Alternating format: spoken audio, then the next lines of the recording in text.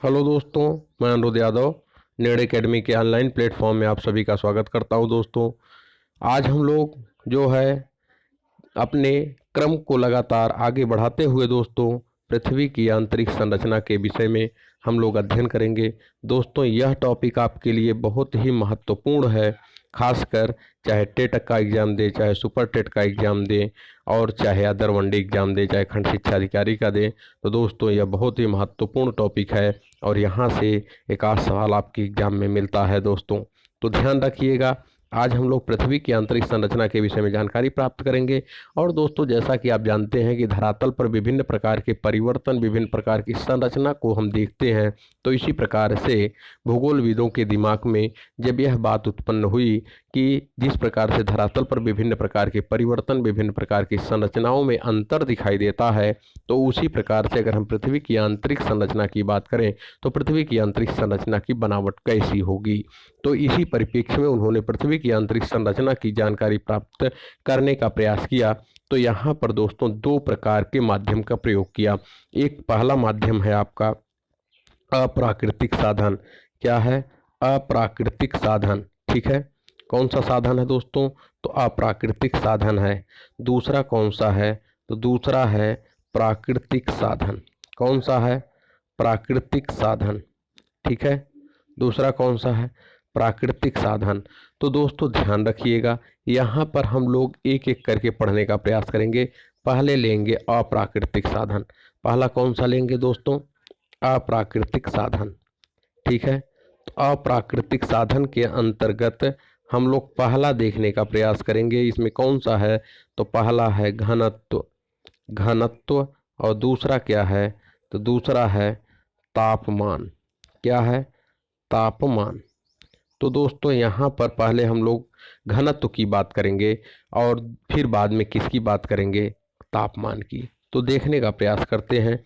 जैसा दोस्तों यह देख रहे हैं, पृथ्वी का जो घनत्व है यह सतह से लेकर केंद्र तक, अर्थात यहाँ 0 किलोमीटर अगर हम मान लेते हैं तो पृथ्वी की त्रिज्या है 6371 किलोमीटर। तो यहाँ तक 0 से लेकर 6371 किलोमीटर की गहराई तक जो घनत्व है दोस्तों, वह क्या है? समान नहीं पाया जाता। और जैसा कि क्रस्ट की बात करें तो यहाँ 3 ग्राम प्रति घन सेंटीमीटर घनत्व पाया जाता है, जबकि केंद्र में यह हो जाता 13 ग्राम प्रति घन सेंटीमीटर।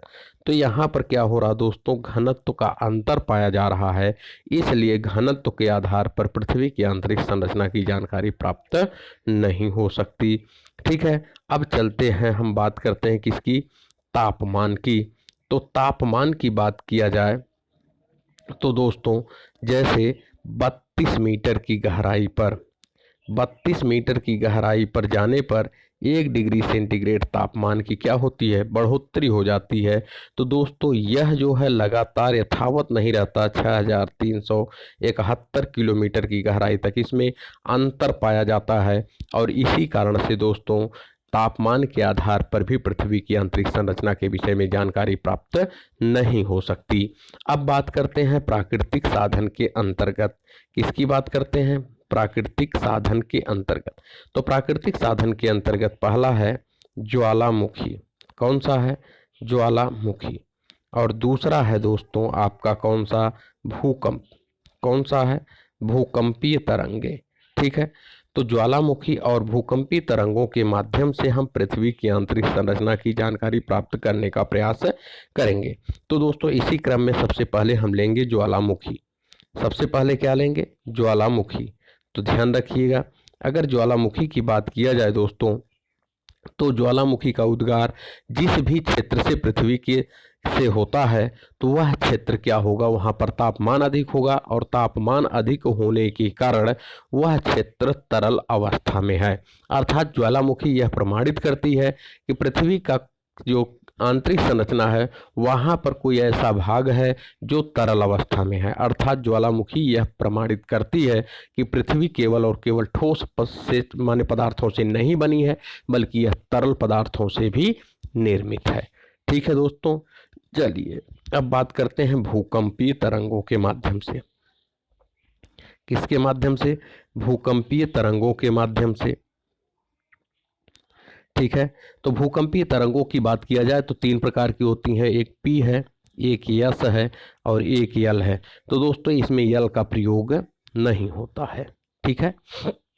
इसमें पी और यस का प्रयोग होता है। तो जहाँ पर पी तरंगे हैं दोस्तों, कौन सी तरंगे हैं? पी तरंगे हैं। ये पी तरंगे ये जो है ठोस, द्रव और गैस तीनों माध्यम में चलती हैं। तो दोस्तों जब तीनों माध्यम में चलेंगी तो जाहिर सी बात है, इसको हम कैसे जानेंगे कि तीनों माध्यम में चलती हैं? तो यह जैसे ही माध्यम परिवर्तन होता है, इनकी चाल क्या होती है? बदल जाती है। और इन्हें प्राथमिक तरंग और अनुदैर्ध्य तरंग के नाम से भी जाना जाता है और इनकी चाल सबसे अधिक होती है। और इसी आधार पर जो पृथ्वी की आंतरिक संरचना के विषय में जानकारी प्राप्त होती है और पृथ्वी की आंतरिक संरचना को 3 भागों में विभाजित किया गया है। और जो यह तरंगे हैं इन्हें अनुप्रस्थ तरंग या द्वितीयक तरंग के नाम से जानते हैं। और यह केवल ठोस माध्यम में चलती हैं। किस माध्यम में चलती हैं? ठोस माध्यम में चलती हैं। और इनकी चाल पी तरंगों की तुलना में कम होती है। अब बात करते हैं दोस्तों कि जब पृथ्वी को 3 भागों में बांटा गया है तो सबसे ऊपरी भाग को क्या कहा जाता है? तो सबसे ऊपरी भाग को जो है किसके नाम से जाना जाता है?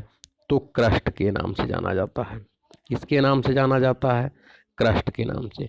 फिर जो मध्य का भाग है इसे किसके नाम से? मैंटल के नाम से, ठीक है, मैंटल के नाम से जाना जाता है। और तीसरा भाग जो सबसे निचला है इसे कोर के नाम से जाना जाता है। किसके नाम से जाना जाता है? कोर के नाम से जाना जाता है। और इनकी लंबाई की बात किया जाए तो 0 से लेकर 30 किलोमीटर तक आपका क्रस्ट होता है। 30 किलोमीटर से लेकर 2900 किलोमीटर तक क्या होता है? मेंटल होता है। और 2900 किलोमीटर से लेकर 6371 किलोमीटर तक क्रस्ट होता है। तो दोस्तों यहाँ पर अब जो है बात किया जाए तो जहाँ पर क्रस्ट का निर्माण जो है किससे होता है? तो सियाल से होता है। किससे होता है? सियाल से होता है। सियाल का मतलब है दोस्तों कि जो है इसका निर्माण सियाल अर्थात सिलिका और एल्युमिनियम से हुआ है। मेंटल का निर्माण सीमा से हुआ है अर्थात सिलिका और मैग्नीशियम से हुआ है। कोर का निर्माण नीफे से हुआ है अर्थात निकिल और फेरस से हुआ है। तो यहाँ पर देखने से ही लग रहा है दोस्तों कि जो सियाल है यह जो हल्का पदार्थ है अर्थात क्रस्ट का घनत्व क्या होगा? कम होगा।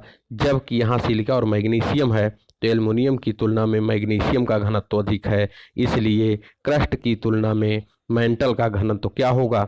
अधिक होगा। यहाँ पर निकिल और फेरस है दोस्तों और ये हैवी मेटल्स हैं, इस कारण से कोर का घनत्व सबसे अधिक होगा। यानी क्रस्ट का घनत्व सबसे कम, फिर मेंटल का घनत्व उससे अधिक, फिर कोर का घनत्व सबसे अधिक है। ठीक है दोस्तों, चलिए चलते हैं हम लोग अब अपने सवाल पर। पहला सवाल लेते हैं दोस्तों। पहला सवाल है कि धरातल से भूगर्भ की ओर जाने पर गहराई के साथ तापमान में वृद्धि की दर क्या होती है? 1 डिग्री सेंटीग्रेड प्रति 165 मीटर, 1 डिग्री सेंटीग्रेड प्रति 165 मीटर। यहाँ पर देखिएगा दोस्तों दोनों ऑप्शन एक जैसे हैं अर्थात ये दोनों हैं भी नहीं, छोड़ दीजिए। और नहीं, 1 डिग्री सेंटीग्रेड प्रति 165 मीटर है, दूसरा है 1 डिग्री सेंटीग्रेड प्रति 165 फीट है, दूसरा 1 डिग्री सेंटीग्रेड 32 मीटर है और तीसरा है 1 डिग्री सेंटीग्रेड 32 फीट है। तो यहाँ पर कौन सा होगा? जैसा कि अभी हमने आपको जो है अप्राकृतिक साधन के अंतर्गत बताया था। तो दोस्तों यहाँ पर धरातल से अगर भूगर्भ की ओर जाने पर जो है गहराई के साथ तापमान में वृद्धि कितनी होती है? तो ध्यान रखिएगा यहाँ पर होगा आपका जो आंसर सही होगा वह सी ऑप्शन सही होगा अर्थात 1 डिग्री सेंटीग्रेड 32 मीटर की गहराई पर जाने पर क्या होता है? वृद्धि होती है। तो ध्यान रखिएगा अगर आप 32 मीटर की गहराई पर जाते हैं तो तापमान में 1 डिग्री सेंटीग्रेड की क्या होगी? वृद्धि हो जाएगी। ठीक है, चलिए चलते हैं दूसरे सवाल की ओर। दूसरा सवाल है दोस्तों कि पृथ्वी के किस भाग में निकेल और लोहा की अधिकता पाई जाती है? यहाँ पर पहले आप इस प्रकार से लिख दीजिए निकेल का Ni, लोहा को क्या कहते हैं? या फेरस कहते हैं। तो यह क्या हो गया दोस्तों? नीफे हो गया। और जब नीफे हो गया तो अब आप यहाँ पर ध्यान दीजिएगा, ऑप्शन दिया हुआ सियाल, सीमा, नीफे या इनमें से कोई नहीं। तो ये ऑलरेडी क्या बता रहा है, नीफे बता रहा है। और जब नीफे बताएगा दोस्तों तो इसमें से कौन सा आंसर सही होगा, तीसरा ऑप्शन सही होगा। और यह किसकी बात पूछ रहा है, तो यह पूछ रहा है आपकी कोर की। कहाँ पाए जा रहे हैं, कोर का। और यह हैवी मेटल्स हैं। और यहाँ पर दोस्तों जब हैवी मेटल्स हैं तो इसके घनत्व क्या होंगे, अधिक होंगे। इसके घनत्व क्या होंगे, अधिक होंगे। जैसे बात किया जाए सियाल, तो यह सिलिका और एल्युमिनियम की बात कर रहा है। कहाँ पाए जाएंगे, तो क्रस्ट में। सीमा की बात किया जाए तो सिलिका और मैग्नीशियम की बात कर रहा है। कहाँ पाए जाएंगे, तो मेंटल में। ठीक है, तो निकिल और लोहा की प्रधानता कहाँ होगी, नीफे। और कहाँ पाए जाएंगे, कोर में। ठीक है दोस्तों, चलिए चलते हैं अगले सवाल की ओर। अगला सवाल है, स्थल मंडल का विस्तार कितने किलोमीटर की गहराई तक पाया जाता है। ठीक है, स्थल मंडल का विस्तार कितने किलोमीटर की गहराई तक पाया जाता है। 80 किलोमीटर, 100 किलोमीटर, 180 किलोमीटर, 200 किलोमीटर। तो ध्यान रखिएगा दोस्तों, जैसा कि मैंने आपको बताया है, समझाया है। तो यहाँ पर देखने का प्रयास करते हैं हम लोग इस फिगर में, पहले वाले फिगर में देखने की बात करते हैं। जैसे यह फिगर है तो यहाँ पर यह जो क्रस्ट है दोस्तों, क्रस्ट की बात किया जाए तो क्रस्ट और ऊपरी मेंटल मिल करके किसका निर्माण करते हैं, स्थल मंडल का। और मेंटल का ऊपरी भाग मिलकर किसका निर्माण करता है, दुर्बलता मंडल का। ठीक है, तो ध्यान रखिएगा, अगर आपसे पूछा जाए कि जो है कि स्थल मंडल या लिथोस्फीयर का निर्माण किससे होता है, लिथोस्फीयर का निर्माण किससे होता है, तो लिथोस्फीयर का निर्माण क्रस्ट और मेंटल का ऊपरी भाग से मिलकर होता है। अब यहाँ पर यह नहीं पूछा है किससे मिलकर होता है दोस्तों, यहाँ पर पूछा है कि स्थल मंडल का विस्तार कितने किलोमीटर की गहराई तक पाया जाता है। तो ध्यान रखिएगा, यह आपका कौन सा ऑप्शन होगा, 80 किलोमीटर, या 100 किलोमीटर, 180 किलोमीटर, 200 किलोमीटर। तो दोस्तों यहाँ पर मैंने आपको बताया है कितना होगा, 200 किलोमीटर। और ध्यान रखिएगा, इसकी जो गहराई है वह 10 किलोमीटर से लेकर 200 किलोमीटर तक पाई जाती है। ठीक है, मैंने यह भी बताया है आप लोगों को कि स्थल मंडल का विस्तार जो है समुद्र में कम मोटा पाया जाता है, जबकि स्थल भाग में इसकी मोटाई अधिक पाई जाती है। ठीक है, चलते हैं दोस्तों अगले सवाल की ओर। अब यहीं पर एक सवाल और क्लियर कर लेते हैं। जैसे हमने कहा दुर्बलता मंडल, क्या कहा, दुर्बलता मंडल। तो जैसे क्या होता है दोस्तों कि आप जानते हैं कि 0 से लेकर 200 किलोमीटर तक क्या हो गया आपका स्थल मंडल। तो 200 किलोमीटर से लेकर, ठीक है, 200 किलोमीटर से लेकर जो है उसके नीचे के भाग को में क्या पाया जाता है, दुर्बलता मंडल पाया जाता है। कौन सा पाया जाता है, दुर्बलता मंडल। और यह दुर्बलता मंडल तरल अवस्था में होता है। किस अवस्था में होता है, तरल अवस्था में होता है। और ध्यान रखिएगा, इसी दुर्बलता मंडल से ज्वालामुखी और भूकंप का उद्गम होता है। अगर आपसे पूछा जाए कि ज्वालामुखी और भूकंपों का उद्गम कहाँ से होता है, तो आप लोग निसंदेह बताइएगा दुर्बलता मंडल से। और अगर आपसे पूछा जाए स्थल मंडल का विस्तार कितनी गहराई किलोमीटर गहराई तक पाया जाता है, तो 0 से लेकर 200। लेकिन अगर इसकी मोटाई पूछा जाए तो आप बताइएगा 10 किलोमीटर से लेकर 200 किलोमीटर तक। इसकी मोटाई सबसे अधिक कहाँ होती है, तो इसकी सबसे अधिक मोटाई जो है स्थल भागों में होती है या महाद्वीपीय भागों में पाई जाती है। जबकि सबसे कम मोटाई इसकी कहाँ पाई जाती है, तो महासागरीय भागों में पाई जाती है। ठीक है, चलिए चलते हैं अगले सवाल की ओर। अगला सवाल जो है आपका है कि महासागरीय सतह का निर्माण किस प्रकार की चट्टानों से हुआ है। तो ध्यान रखिएगा, यहाँ पर आपसे सवाल क्या पूछ लिया है, महासागरीय सतह का निर्माण किस प्रकार की चट्टान से हुआ, ग्रेनाइट, बेसाल्ट, परतदार या गैब्रो। तो ध्यान रखिएगा, यहाँ पर आप गैब्रो को पहले खारिज कर दीजिए, अब 3 प्रकार की बची।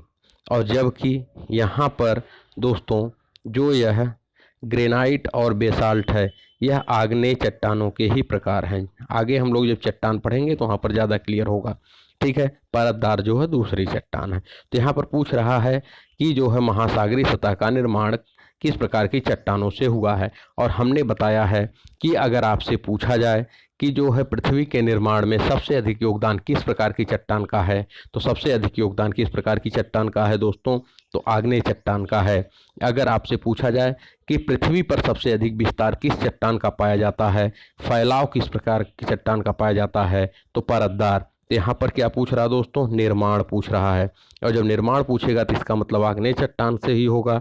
अब इन्हीं दोनों में अर्थात ग्रेनाइट और बेसाल्ट में ही आपका आंसर क्या है, छुपा हुआ है। तो दोस्तों यहाँ पर कौन सा हो जाएगा, जब महासागर लगे तो क्या हो जाएगा, बेसाल्ट हो जाएगा।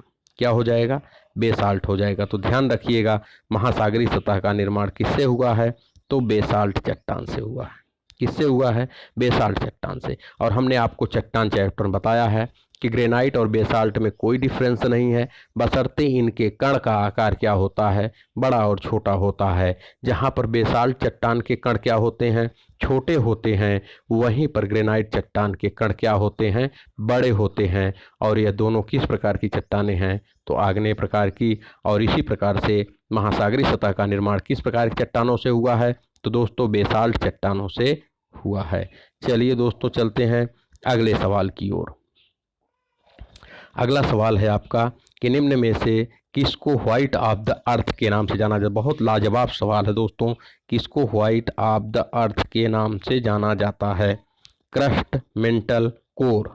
तो ध्यान रखिएगा, व्हाइट ऑफ द अर्थ के नाम से किसे जाना जाता है। पहले तो आप इनमें से कोई ख़त्म कर दीजिए, कोई नहीं। तो क्या हो गया, क्रस्ट, मेंटल या कोर। तो किसे जाना जाता है दोस्तों, तो यहाँ पर जो जाना जाता है वह जाना जाता है किसे, मेंटल को। किसे जाना जाता है, मेंटल को। तो ध्यान रखिएगा, अगर इस प्रकार से सवाल आता है कि व्हाइट ऑफ द अर्थ के नाम से किसे जाना जाता है, तो मेंटल को जाना जाता है। ठीक है दोस्तों, तो चलिए चलते हैं अगले सवाल की ओर। यहाँ पर जो रटे रटाए सवाल हैं उस प्रकार से सवाल एक मिल गया है, क्योंकि इस प्रकार से सीधे सीधे आपसे पूछ लिया जाता है कि पृथ्वी की आयु निर्धारित करने में निम्नलिखित में से कौन सी विधि का प्रयोग करते हैं। कार्बन डेटिंग जीवाश्मों की आयु, जर्मेनियम डेटिंग, यूरेनियम डेटिंग या उपर्युक्त सभी।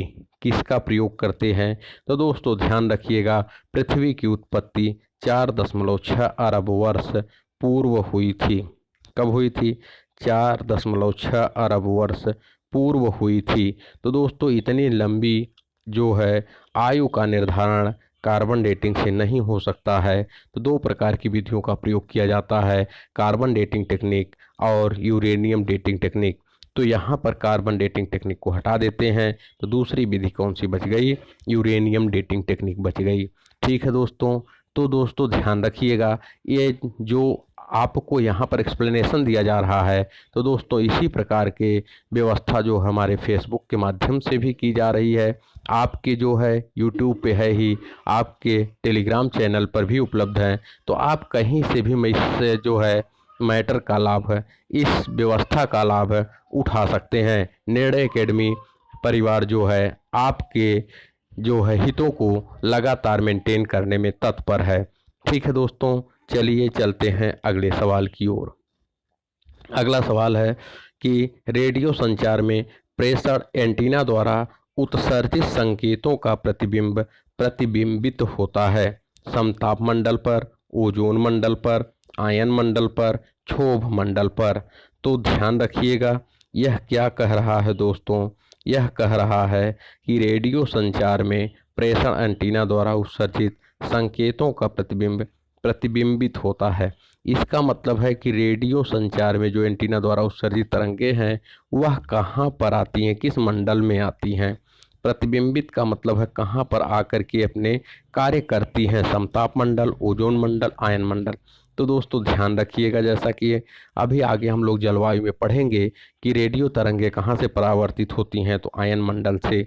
और जो है वायुयान चालक वायुयान उड़ाना कहाँ पसंद करते हैं, तो समताप मंडल में।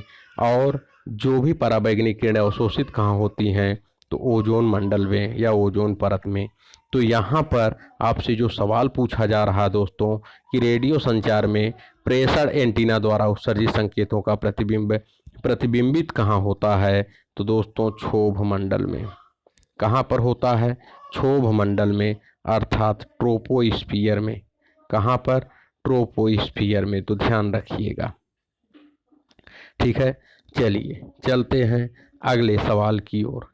अगला सवाल है कि भूगर्भ में तापमान वृद्धि का कारण है दबाव, रेडियो सक्रिय पदार्थों का विखंडन, ए और बी दोनों, उपर्युक्त में से कोई नहीं।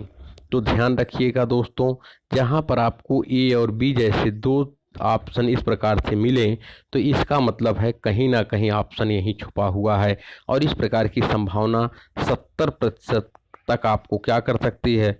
सवालों को सही करा सकती है। तो ध्यान रखिएगा, भूगर्भ में तापमान की वृद्धि का कारण क्या है?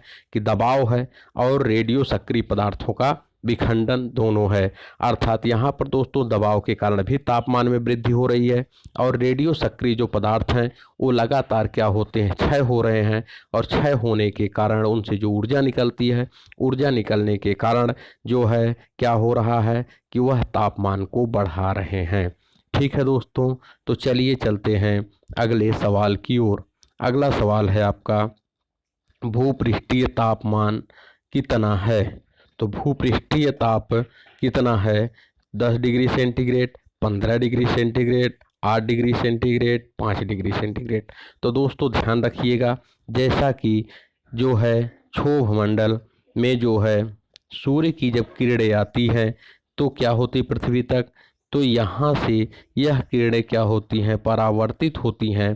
परावर्तित होने के क्रम में यह जो है पार्थिव विकिरण जो लघु तरंगे होती हैं वह पुनः पृथ्वी पर क्या होती? परावर्तित होती हैं, और परावर्तित होकर यह पृथ्वी के औसत तापमान को 15 डिग्री सेंटीग्रेड बनाए रखती हैं।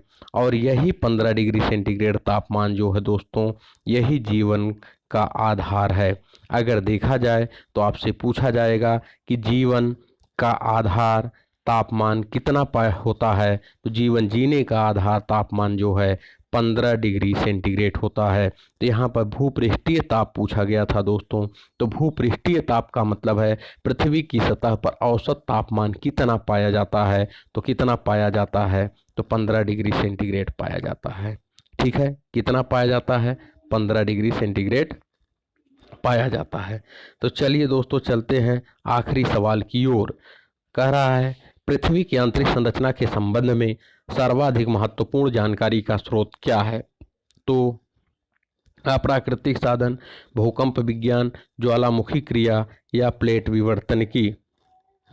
तो इसको हम लोग देख चुके हैं।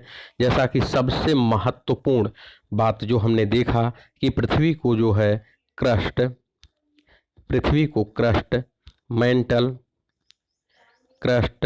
मेंटल और कोर में किसके आधार पर डिवाइड किया गया है दोस्तों? तो यह 3 भागों में डिवाइड किया गया है भूकंप के आधार पर, भूकंपीय तरंगों के आधार पर। और जब भूकंपीय तरंगों के आधार पर डिवाइड किया गया है दोस्तों, तो जाहिर सी बात है कि यहाँ पर कौन सा ऑप्शन होगा? भूकंप विज्ञान होगा। कौन सा? भूकंप विज्ञान। अब आप कहेंगे कि ज्वालामुखी क्यों नहीं? तो मैंने आपको बताया था कि ज्वालामुखी केवल और केवल इतना प्रमाणित करती है कि जो है कि पृथ्वी का कोई ऐसा भाग है जहाँ पर पृथ्वी किस अवस्था में है?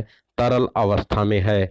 जबकि पृथ्वी के 3 भागों की बनावट कैसी है? कौन सी जो है आपके तरल अवस्था में है, कौन ठोस अवस्था में है? इन सब की जानकारी कहाँ से प्राप्त होती है? तो भूकंपीय तरंगों के माध्यम से प्राप्त होती है। तो दोस्तों यहीं पर हम लोग एक और सवाल, थोड़ी सी जानकारी प्राप्त कर लेते हैं। जैसे पृथ्वी की जो आंतरिक संरचना है, ये जैसे इसको 3 भागों में बांटा गया है। यहाँ पर क्रस्ट है, ऊपरी वाला क्या है? क्रस्ट है, ये मेंटल है, और ये क्या है? कोर है। तो अब आपके दिमाग में होगा कि क्रस्ट और मेंटल को कौन सी असंबद्धता अलग करती है? तो मोहो असंबद्धता अलग करती है। ठीक है, और मेंटल और कोर को कौन सी असंबद्धता अलग करती है? तो गुटेनबर्ग असंबद्धता अलग करती है। तो दोस्तों ध्यान रखिएगा, यह बहुत ही महत्वपूर्ण टॉपिक है और लगभग यहाँ पर मैंने सारी चीज़ों को एक्सप्लेन करने का प्रयास किया है। दोस्तों अगर आपको कोई भी टॉपिक समझ में नहीं आता है और लगता है उसे अगर एक बार एक्सप्लेन कर दिया जाए तो और बेहतर हो सकता है, तो दोस्तों उसको आप टेलीग्राम चैनल से जुड़ जाइए। टेलीग्राम चैनल पर कमेंट के माध्यम से हमें बताइए कि सर इस चैप्टर को पुनः एक बार पढ़ा दीजिए, तो मैं उस चैप्टर को भी पुनः एक बार एक्सप्लेन कर दूंगा। वैसे भी दोस्तों जो यह श्रृंखला यथावत जारी है, इस श्रृंखला के अंतर्गत सारे चैप्टर को आपको विथ क्वेश्चन के साथ क्या किया जाएगा, एक्सप्लेन किया जाएगा। तो दोस्तों आज के लिए बस इतना ही। धन्यवाद दोस्तों, फिर मुलाकात होगी नेक्स्ट वीडियो में।